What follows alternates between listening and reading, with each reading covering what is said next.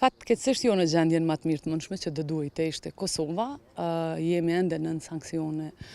nga Bashkimi Evropian, masat cilat si duket pa një qeveri të formuar edhe nuk do të fillojnë të largohen. Fatkeqësisht as pas 3 muajve që bëhen nga mbajtja e zgjedhjeve, ne vazhdojmë të mos kemë asnjë kuvend të konstituum, aq më pak mandej edhe qeverinë. Kështu që nuk është gjendja më e mirë në cilën do duhej të ishte Kosova në këtë ditë të shënuar, ditën e Evropës,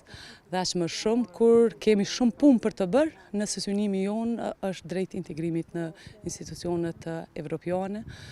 siç është edhe në këtë rast edhe në Këshillin e Evropës Antarësimi, që fatkeqësisht jemi mbrapa, e dim ajo çfarë ndodhi vitin e kaluar, e si duket këtë vit as nuk do të ketë gjasa fare as që vazhdohet me procedim me aplikim.